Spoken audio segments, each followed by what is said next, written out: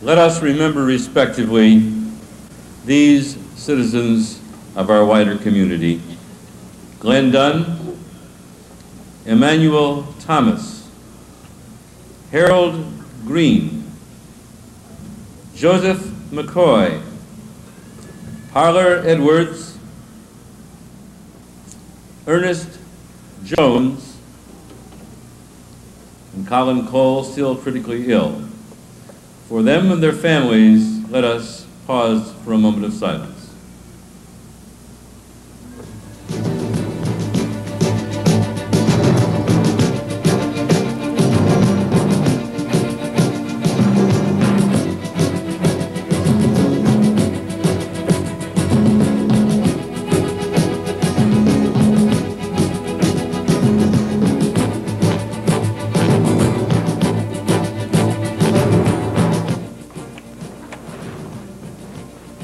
I'm Fran Luca.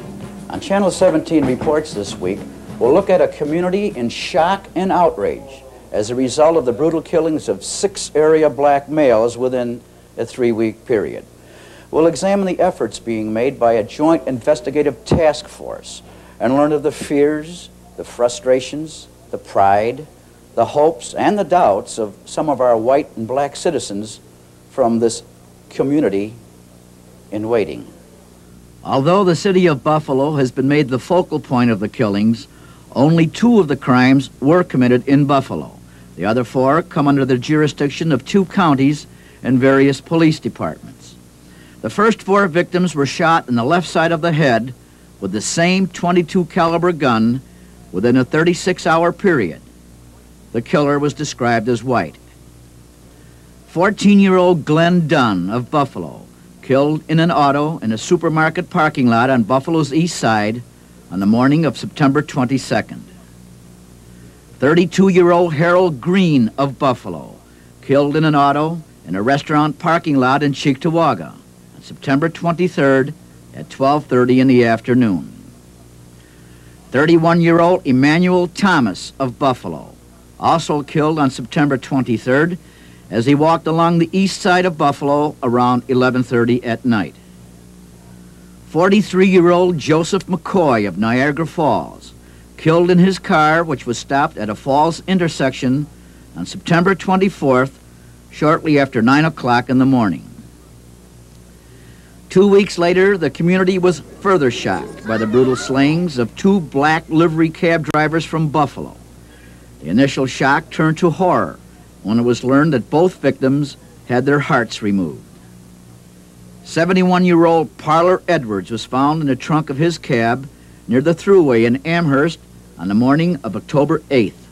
He had been killed near the Airport Industrial Park in Cheektowaga. 30-year-old Ernest Jones was found dead on a boat launching ramp at the foot of Sheridan Drive in the town of Tonawanda the next day, early on the morning of October 9th.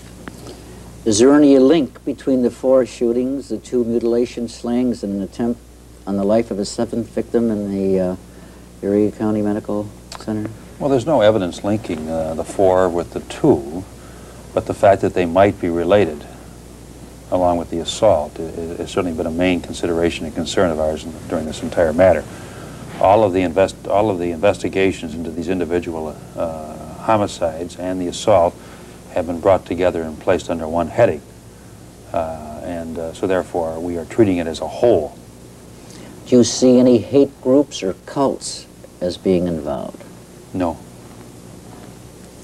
Is it possible that this recent crime wave is part of a national plot? Our experience is not part of a national plot that I've been able to determine. Why is this case so different from other murder probes that you've undertaken? The facts are different.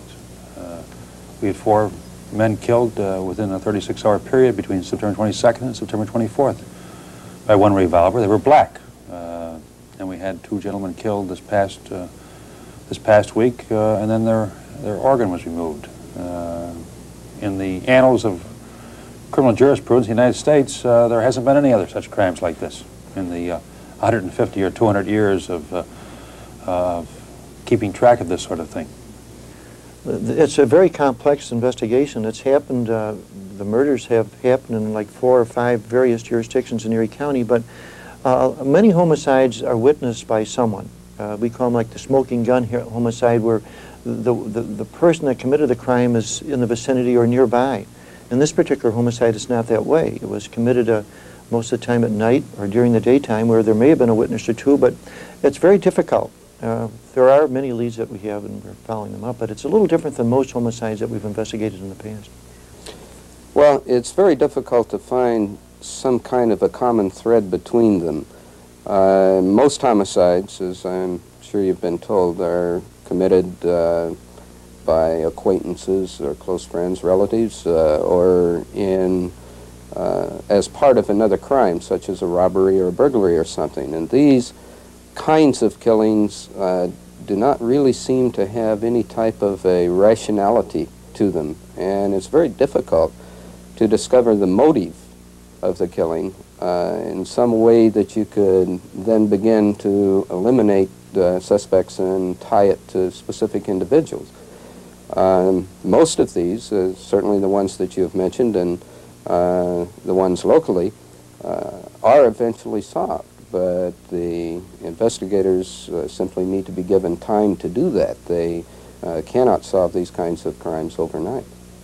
What should the citizen look for in the FBI's artist renderings of the suspect? Well, all of our witnesses have been carefully interviewed by our lawyers and the FBI artist. And this portrait, if you will, is a result of all of those conversations. It is not intended to be a photograph or an actual likeness of the assailants. It is intended to awaken, if you will, in the minds and the eyes of the community, the possibility that they know this person, and that they know him in a context different than we know him, and different than the context in which the assailants know him, and that they should then immediately give us that information.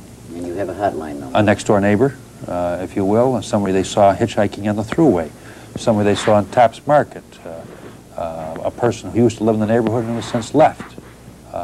And we have a hotline number, 854-9400, and we're asking everybody out there that knows anything about this, anybody whose recognitions have been stirred by the composites, to call us and let us know, and they have, Would you automatically go for the innocent by reason of insanity plea? Not a bit. It'd have to be a meritorious defense. There's no point in putting a defense forward that you can't prove, and you have to do that when you have a mental defense like that.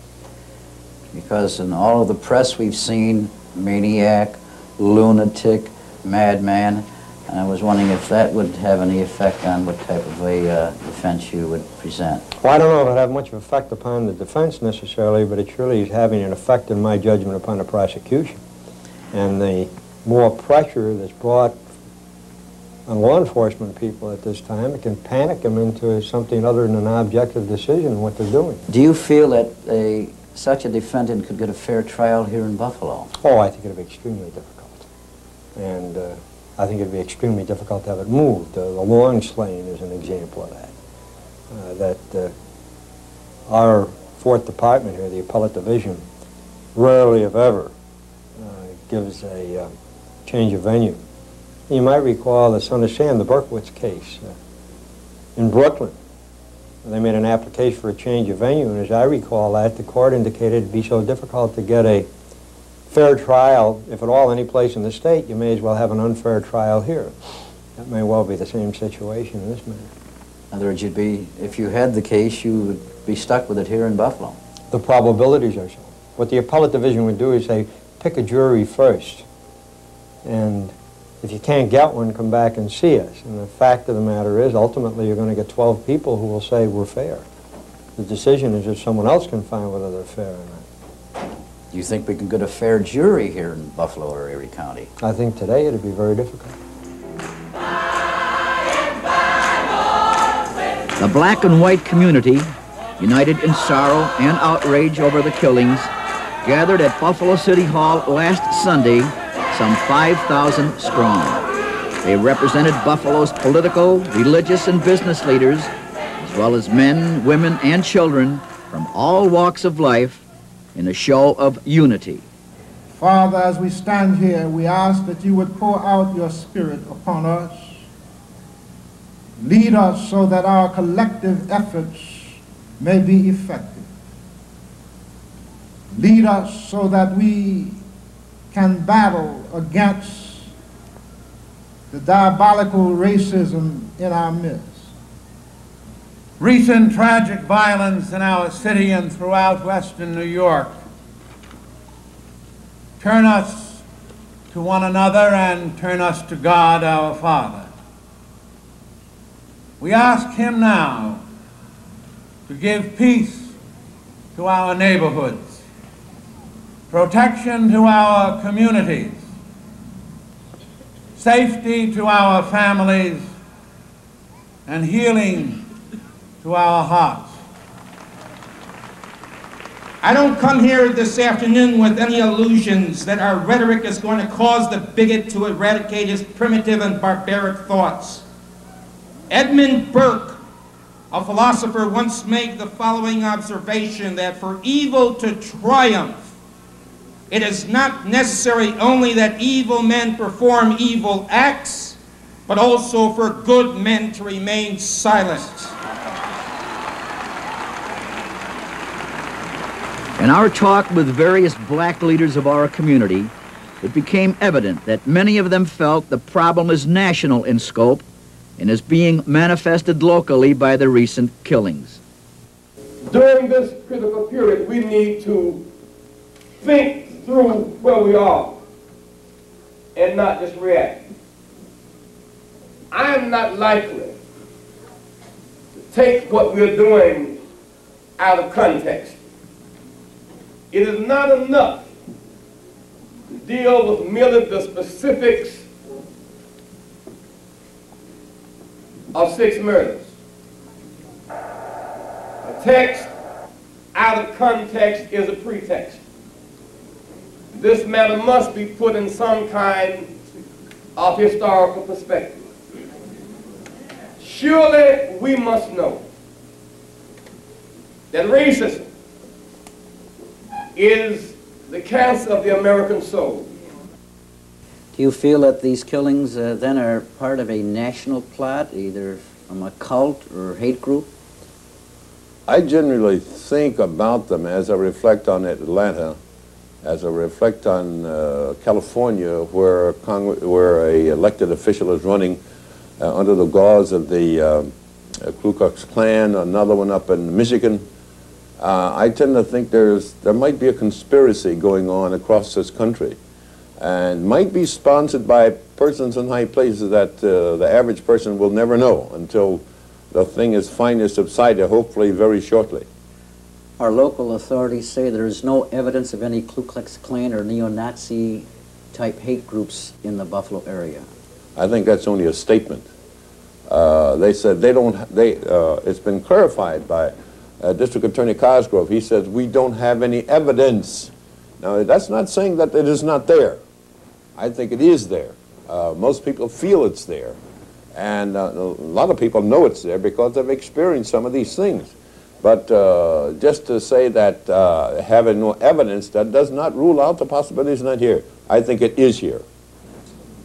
I think that the killings are the result of about 10 or 15 years, let me cut that a little, about 7 or 8 years of organized efforts by groups who are determined to get blacks out of this country or out of our society, and other non-white groups.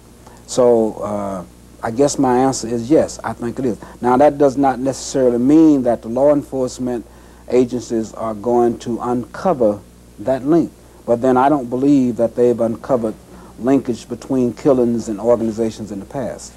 You know, based on the information that they have been revealing to the public, which they may have some reason for not revealing all that they know, but based on what they've told us, they don't seem to know a great deal about what is going on in this country by organized hate groups.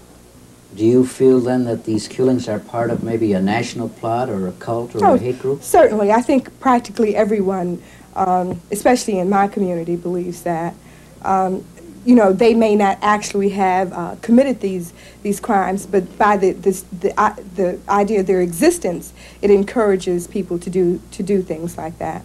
And I don't believe that these people that are committing these murders are sick people. I believe they're really sincerely evil people. When is this killer or killers going to be caught? Is it going to be like the zebra killings? Is it going to be like Atlanta with 14 dead children, or I guess 9 dead children and 5 missing for over a year and no suspects, no leads? Or will it turn up like Greensboro, where they did catch 3 Klansmen, and I guess the jury has finally had a verdict? This is important. I think people want to see the bottom line is results. But a hate group doesn't make a lot of sense to me, because when you talk about terrorist groups and so forth, for them to achieve their purpose, they need to have people know that they committed the crime. Otherwise, they're not getting either the publicity or the fear that they're attempting to generate. You notice the well-known hate groups, such as the terrorist groups, the Bader Mannheim gangs, and these sorts of people, certainly have no reluctance to claiming the incident, the bombing of restaurants where 10, 15 people are injured and several are killed. They're the first ones to tell you that they did it. And we don't have that here. So it doesn't strike me that the idea of a hate group is one that warrants serious pursuit at this time. It may be true, but not to such an extent at the moment that it would warrant putting our time in on it. One question on the minds of Western New Yorkers is whether the savage killings of the 6 area black males is threatening to shatter the peace of our community. I think, given the situation in any other city throughout the entire United States, that particular city would not have been able to maintain the degree of control and restraint that the city of Buffalo has been able to maintain, particularly our black community. And I have to commend our black community, because this is a very emotional, sensitive situation. And when you have crimes committed, heinous crimes that have committed, the first reaction would be to strike out and to retaliate. But our black community has not done this, and I want to commend them for that, because it has really been able to calm things and keep a lid on it. As a situation develops, there are going to be some people in the community who are divisive people, and they might try to take this kind of a situation, these murders, and use them to divide our community by performing certain acts that might spread bad will throughout the black and white neighborhood, that might cast a pall on the city of Buffalo or the county of Erie.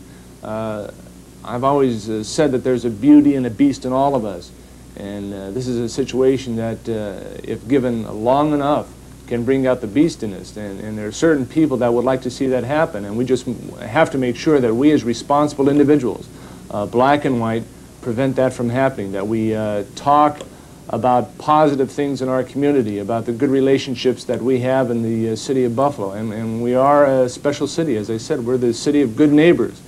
And given the situation in cities throughout the country, I don't think they would have been able to maintain the same amount of calm and control that we have. So I'm very confident that our community can keep this thing together.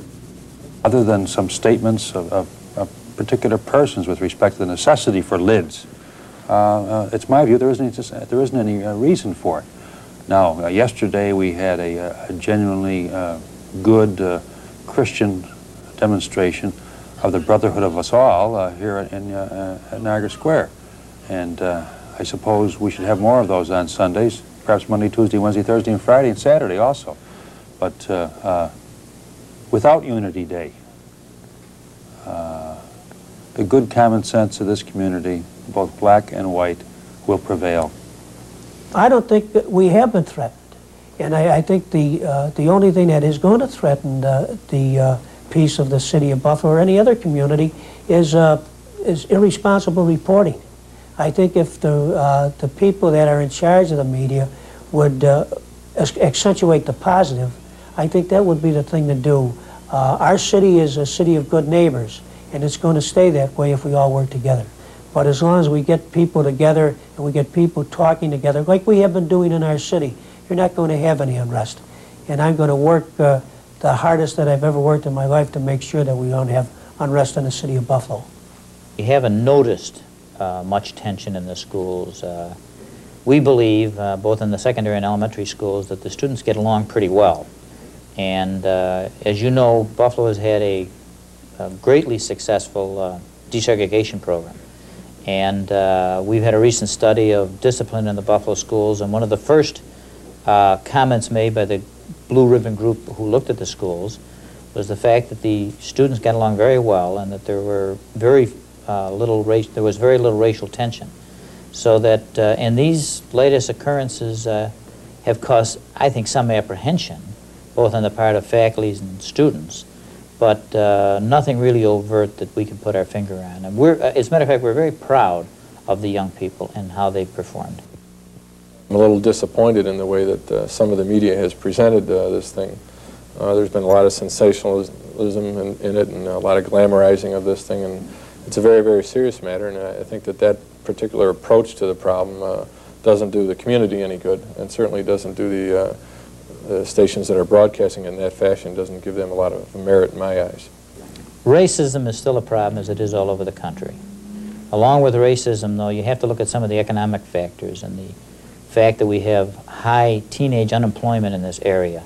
And when we talk about volatile situations, I think you have to look at that first and realize that we have so many young people, both black and white, who are out of work, but particularly in the minority communities, and realize that that's a greater threat to tearing the fabric apart, as you express it, than many other things that occur.